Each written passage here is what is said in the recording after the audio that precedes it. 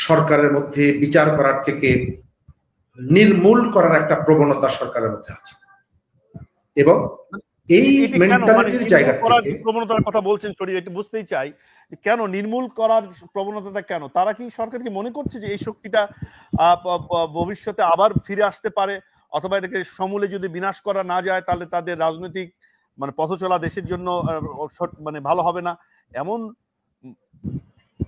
একটা জায়গা হচ্ছে কি, আপনি খেয়াল করে দেখবেন যে আমাদের এখানে 90 সালের পর থেকে এই পর্যন্ত যতগুলো অরাজনৈতিক সরকার ক্ষমতায় বসেছে, ক্ষমতা নিয়েছেন দেশের ভালো করার জন্য, জনগণের ভালো করার জন্য, এই সরকারগুলোর মধ্যে বিচারপতি হাবিবুর রহমান শেলী ছাড়া আর কেউ দায়িত্ব ছাড়ার পর দেশে থাকেননি, অথবা গৃহবন্দী অবস্থায় থেকেছেন, অথবা লোকচক্ষুর মধ্যে আড়ালে থেকেছেন, অথবা পাবলিক ফাংশনগুলোতে অংশগ্রহণ করেন। এর ভেতর থেকে বাংলাদেশের রাজনীতির অনেকগুলো জায়গা নিয়ে আলোচনা হয়েছে, কিন্তু এটি কেন, তাদের জন্য সহায়ক সরকার আসার পরেও তারা কেন আসেননি, এই বিষয়গুলো আসলে গবেষণার বিষয়।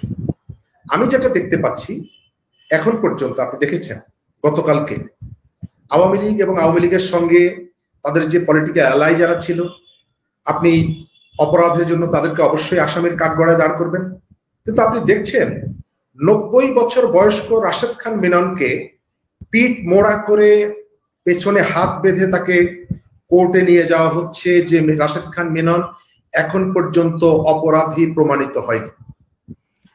তিনি হাসানুল্লাহ ইনুকে আওয়ামী লীগ শেখ হাসিনার সহযোগী ছিলেন, অবশ্যই সহযোগী ছিলেন, এবং আওয়ামী লীগের সময় আওয়ামী লীগ সরকার বিএনপিকে নানাভাবে হেনস্থা করেছে, তাদের নেতাকর্মীদেরকে মারধর করেছে, জেলে নিয়েছে। এম কে আনোয়ারের কথা আমি জানি, যাকে পুলিশ কোলে করে কোর্টে নিয়ে গেছে। শিবিরের একজন সভাপতিকে আমরা দেখেছি কোলে করে রিমান্ডে নিয়ে যাওয়া হয়েছে।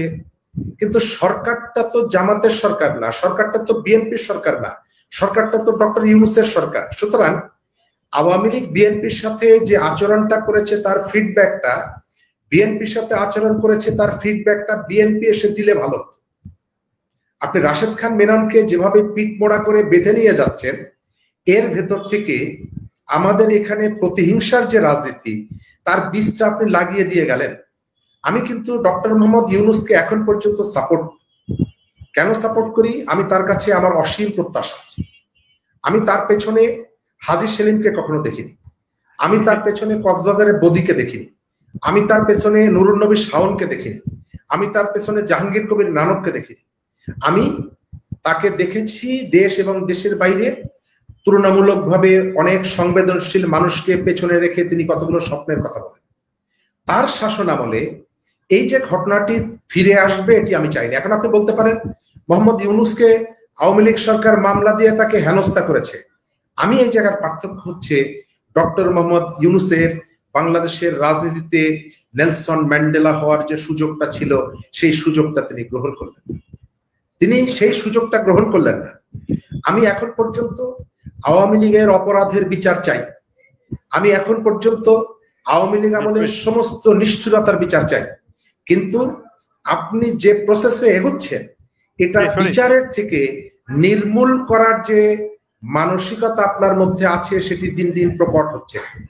এবং এটি যদি আপনি কন্টিনিউ করেন, তাহলে রাজনীতিতে যে সুবাতাস, বাংলাদেশের রাজনীতিতে যে হারমোনি ফিরিয়ে আনার যে কথাটা বিভিন্ন সময় বিভিন্নভাবে উচ্চারিত হয়েছে, যে কাজটি আওয়ামী লীগ এবং বিএনপি করেননি তাদের রাজনৈতিক স্বার্থে, সেই জায়গাটায় ফিরিয়ে আনার যে সুযোগটা ছিল, আমরা এই সরকারের কাছ থেকে সেই সুযোগটা তারাও হাতছাড়া করে। জি, ধন্যবাদ। আপনি বলেছেন গুরুত্বপূর্ণ কথা যে ডক্টর ইউনূস নেলসন ম্যান্ডেলা হওয়ার যে সুযোগ, সেটি হাতছাড়া করতে চলেছেন, বা তার সুযোগ ছিল ম্যান্ডেলা হওয়ার।